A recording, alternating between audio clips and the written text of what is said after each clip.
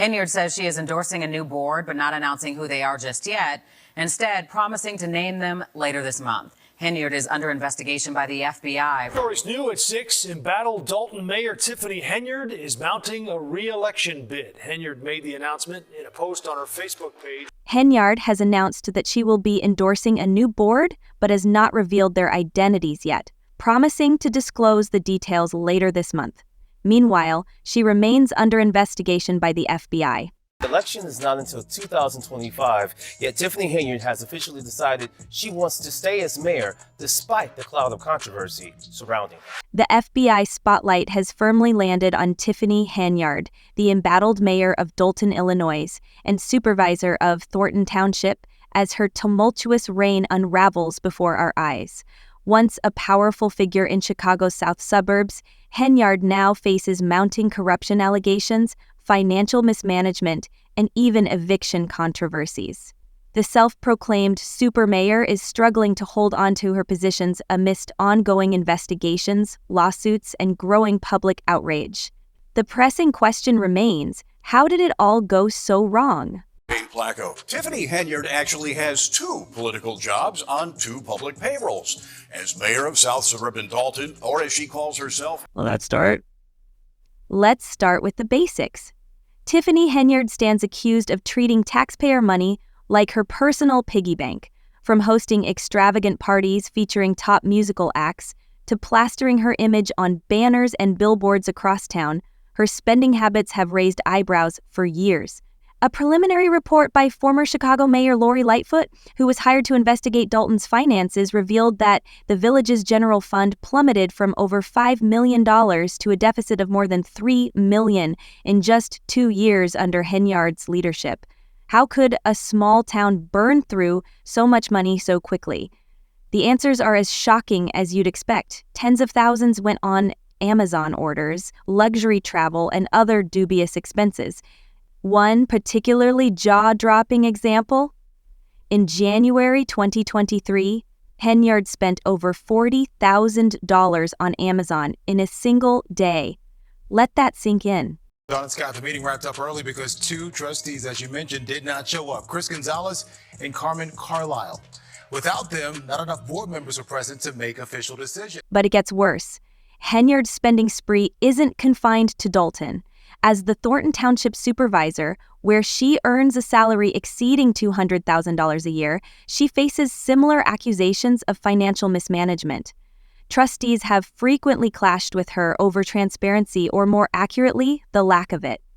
During a recent board meeting, trustees Christopher Gonzalez and Carmen Carlisle boycotted the session, citing safety concerns and an unvetted agenda. Without them, there was no quorum, preventing Henyard from pushing forward her controversial plan to open a new township bank account, a move trustees fear would grant her unchecked access to township funds.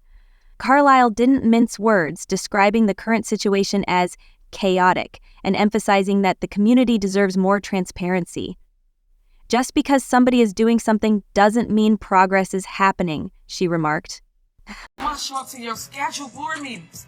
I don't care if you agree or disagree, but you must show up to say yes or no, or vote present. These boycotts are becoming a pattern. Henyard has struggled to maintain control of the Thornton Township Board as tensions with trustees continue to escalate. In recent months, several meetings have seen Henyard as the only attendee, with trustees citing safety concerns or other reasons for their absence. When they do show up, the meetings frequently devolve into shouting matches and accusations of corruption. Henyard has even accused her opponents of trying to sabotage her, a claim she often repeats in lengthy, rambling Facebook Live videos. In these broadcasts, she lashes out at critics and paints herself as the victim of a political conspiracy. I don't even like to use the term stopping the meeting. We just want to get some responsible adult communication and try to do the right thing by the citizen. Here's the thing. Even as her allies abandon her, Henyard remains defiant. She has announced her bid for re-election as mayor of Dalton, despite mounting criticism, and reports that the FBI has served subpoenas related to her financial dealings. And she's not just running, she's running hard, presenting herself as a fighter for the people. In one particularly bold moment during a public meeting, Henyard compared herself to civil rights icons, declaring, "I am the 21st century Martin Luther King, Malcolm X, Harriet Tubman, Rosa Parks. I am," yes, you read that right. She actually said those words. If the board do not show up, we are not able to pay bills. We are not able to handle the business. While some supporters may admire her confidence, many residents and trustees are fed up. They're calling her leadership toxic and embarrassing. At a recent village meeting, one resident bluntly asked her to step down, while another called her the most infamous mayor in America, a label that seems fitting given her penchant for drama. And let's not forget the eviction saga, which has only added fuel to the fire. Henyard and her boyfriend, Kamal Woods, who earns a six-figure salary working for Thornton Township, are being sued by their landlord for unpaid rent on a house in Dolton. Despite pulling in a combined household income of nearly $400,000 a year, the couple allegedly hasn't paid rent since August. Even worse, they reportedly changed the locks and garage code, preventing the landlord from accessing the property. The landlord, once a friend of Henyard's, is now speaking out, saying she regrets ever renting to her. "At some point, you have to understand that karma is going to catch up to you," she said. Walking through doors. All right, we're in Brightwood now. We are in Godly now. We in Bloomington, baby. And yet, Henyard seems determined to portray herself as the victim.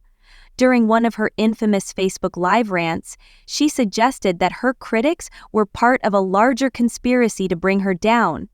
"Why is it with me in my life y'all don't hear my side?" she asked, pointing the finger at those supposedly targeting her. "I'm over it now. It's time for me to speak." She even hinted at seeking legal action against her political opponents, saying, "I will be seeking arrests for individuals involved. I will be pressing charges." The irony of a mayor facing eviction and multiple investigations threatening to arrest others didn't go unnoticed. One resident sarcastically remarked that Henyard was only wolf about suing everybody to try and stop people from mocking her and laughing at her. So, what's next for Henyard? The stakes couldn't be higher. With elections for Dolton mayor and Thornton Township supervisor just months away, Henyard's political career is on the line. Losing either position would be a devastating blow, not just to her reputation, but to her finances. As one observer put it, "You and I both know that a person like Tiffany Henyard is never going to be able to go anywhere and legitimately make that kind of money ever again. For Henyard, this isn't just about power. It's about survival." I have created a bill, which we're going to speak before the Revenue Committee, to give everybody $5,000 on their income tax when they file. But her opponents aren't backing down. Dolton trustee Jason House is running against her on a platform of transparency and financial accountability. A vocal critic of Henyard's leadership, House has accused her of making it unnecessarily difficult for small businesses to operate in the village, calling her administration a circus. Meanwhile, in Thornton Township, Harvey Mayor Christopher Clark has entered the race for supervisor, challenging Henyard's grip on the township. Both races are shaping up to be high-stakes battles, with Henyard's opponents rallying support from a community eager for change. Still, there's a real possibility that Henyard could win re-election. As controversial as she is, she has a loyal base of supporters who admire her tenacity and see her as a fighter against the establishment. If enough candidates enter the races and split the vote, Henyard could emerge victorious. It's a scenario her critics dread, but one that seems increasingly likely given her track record of defying the odds. Using public funds for something that taxpayer dollars shouldn't be used for. Henyard's bold campaign strategy heavily relies on her ability to evoke loyalty from her supporters, a tactic she's perfected through sheer persistence and dramatic theatrics. Her frequent Facebook Live broadcasts, often filled with fiery speeches and accusations against critics, serve as a rallying cry for her base. During one such broadcast, she even referred to herself as the Dream, comparing her leadership to historical icons. While her supporters cheer her resilience, others view these performances as a desperate attempt to deflect attention from her growing legal troubles. What baffles many is how Henyard continues to secure alliances even as her reputation deteriorates. Sources close to the township board suggest that some vendors and political figures remain loyal to her in exchange for lucrative contracts or political favors. One example is her controversial appointment of Deputy Police Chief Ronald Burge, despite objections from trustees. Critics argue that Burge's appointment is yet another example of Henyard prioritizing personal loyalty over qualifications, especially given his inactive certification status.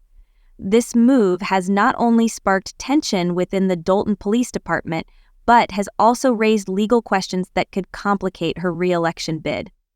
Meanwhile, Henyard's rivals are working tirelessly to expose the gaps in her leadership. Trustee Jason House has been especially vocal about the financial missteps under Henyard's administration, highlighting the village's inability to pay contractors and even purchase basic office supplies. "We're a village in crisis," House said during a recent meeting.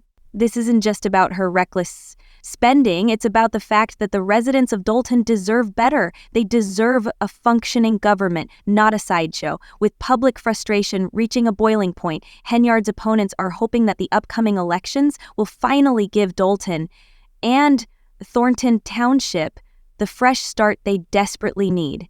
In the meantime, the FBI investigation looms large. While no charges have been filed yet, the subpoenas and growing allegations suggest that investigators may be closing in. Rumors are swirling that some of Henyard's former allies might be cooperating with authorities, potentially providing the evidence needed to build a case against her. If that happens, it could signal the end of her political career and possibly her freedom. As one frustrated resident put it, "How is she not in handcuffs yet? Using public funds for things taxpayer dollars shouldn't be used for." For now, all eyes are on the upcoming elections and the ongoing investigations. Will Henyard manage to hold on to her positions, or will voters finally say, enough is enough? And if the FBI does bring charges, how will that impact her re-election bid? As her landlord so aptly put it, just pay your rent. But for Henyard, it seems the price of staying in power might be far higher than she ever anticipated. What do you think?